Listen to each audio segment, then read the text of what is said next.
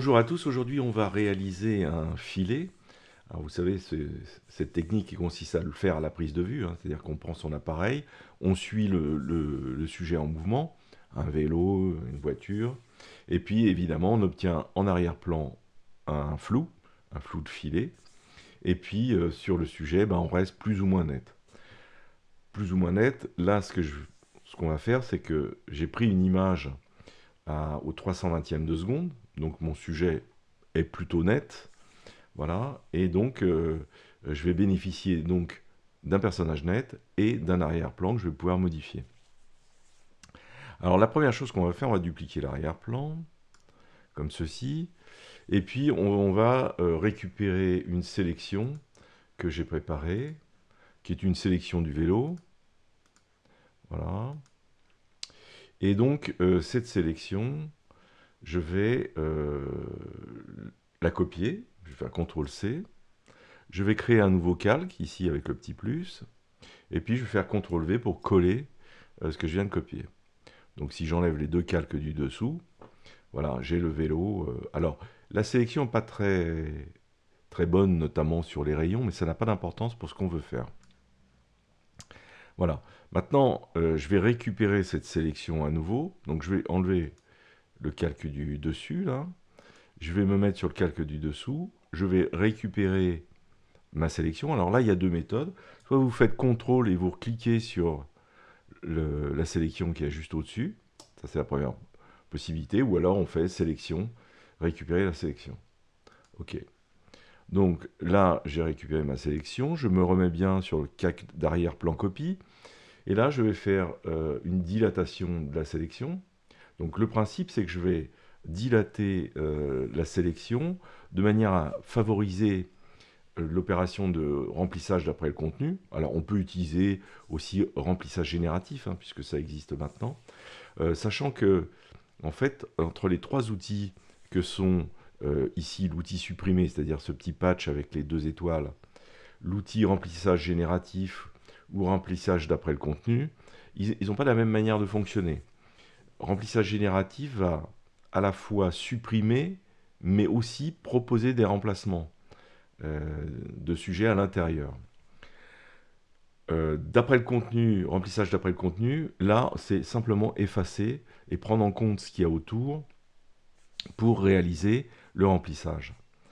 Et puis, l'outil supprimer, là, lui, il ne fait que supprimer stricto sensus l'objet et recréer aussi derrière. Mais les trois n'ont pas exactement le même fonctionnement. C'est pour ça qu'ils ont laissé les trois en place. Voilà, donc là, je suis sur sélection. Je vais modifier, je vais dilater. Je vais le dilater de 25 pixels. OK. Et là, maintenant, je vais me positionner dans édition. Et là, je vais retrouver donc remplir d'après le contenu et remplissage génératif. Moi, là, je vais prendre remplissage d'après le contenu. Donc, on arrive ici dans l'interface. Voilà, j'ai pas besoin d'un remplissage très précis. Là, ça me convient parfaitement. Et donc, je valide.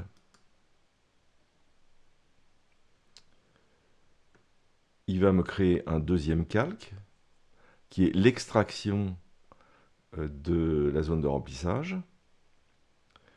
Alors, effectivement, ça lui demande un peu de calcul. Donc, je vais faire CTRL-D pour désélectionner puisque on a les fourmis là. Je vais sélectionner les deux calques et puis je vais les fusionner avec un clic droit. Je vais fusionner les deux calques. Voilà. Donc, je vais enlever le calque d'arrière-plan. J'ai bien ce nouveau calque où le vélo a disparu. Et puis, si je réactive le calque du dessus, je peux voir apparaître le sujet. Voilà. Le sujet qui est l'objet qu'on a détouré tout à l'heure. Ok.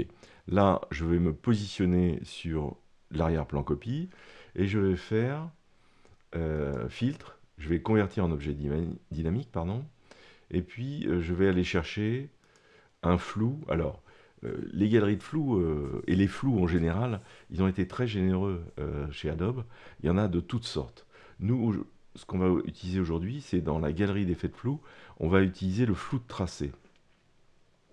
Voilà. Donc le flou de tracé, c'est une flèche bleue là. Donc vous pouvez étendre.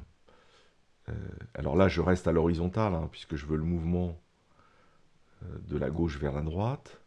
Voilà. Vous pouvez régler ici la vitesse, les filements, etc. Mais à ce stade, je ne peux pas régler le bokeh en arrière-plan.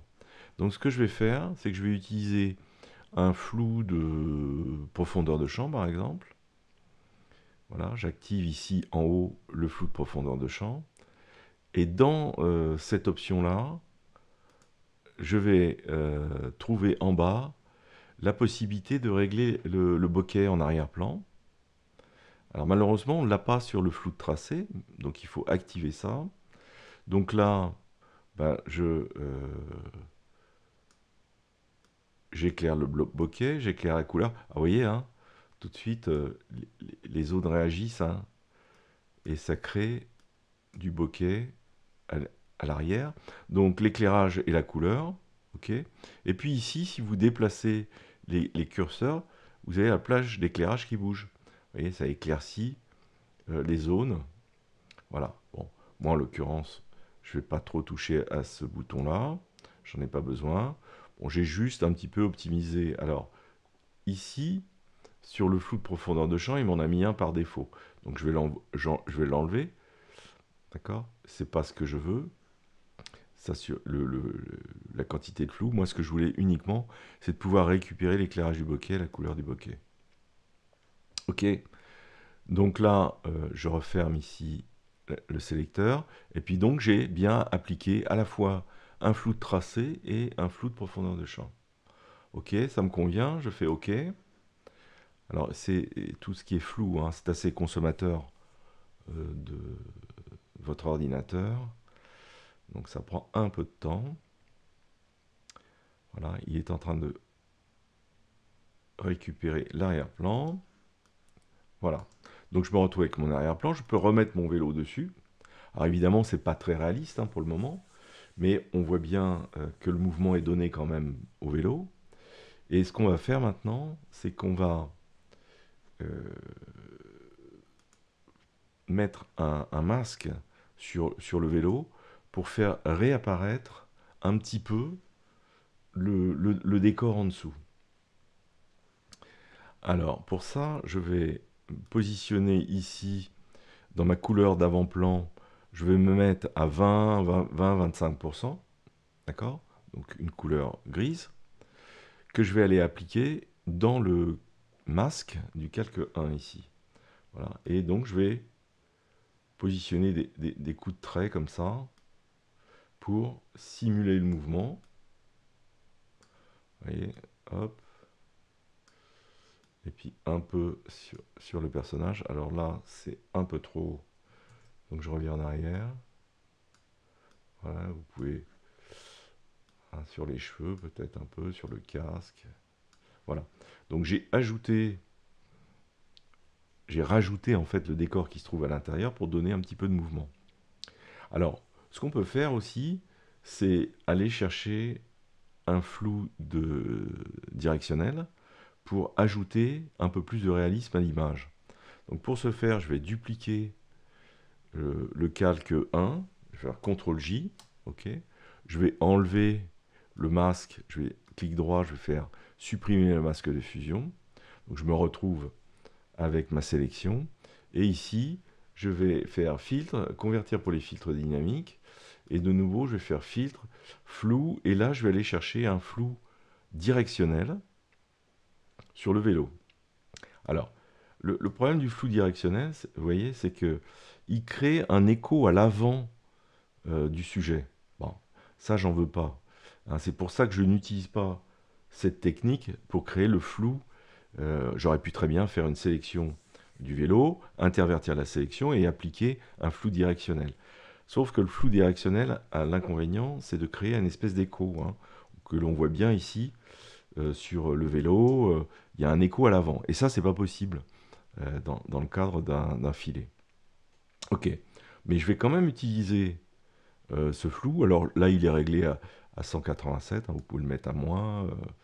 Je vais le mettre un peu moins, je vais mettre à... Voilà, à 90 par exemple. Ok, je valide.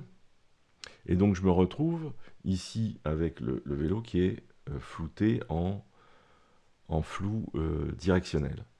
Donc je vais rajouter un masque. Et le masque, par contre, je vais le prendre en noir. Donc pour avoir un masque noir directement, il suffit d'appuyer sur Alt et de cliquer sur le petit icône de masque. Voilà. Donc là, j'ai éliminé complètement l'effet du flou directionnel. Et maintenant, avec un pinceau blanc,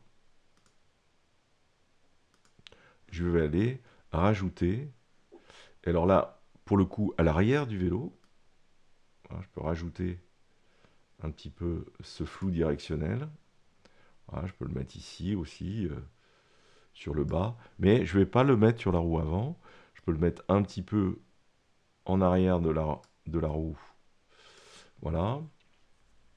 Et donc, j'ai obtenu là un flou. Alors, on peut faire avant et après, évidemment. Voilà. Donc là, mon action est complètement figée. Et donc là, j'ai réalisé un flou qui est à la fois un flou de tracé et un flou directionnel mélangé pour redonner l'effet de vitesse à mon sujet. Voilà, j'en ai terminé pour aujourd'hui. Bah, écoutez, bon courage et faites de bonnes photos. À bientôt. Au revoir.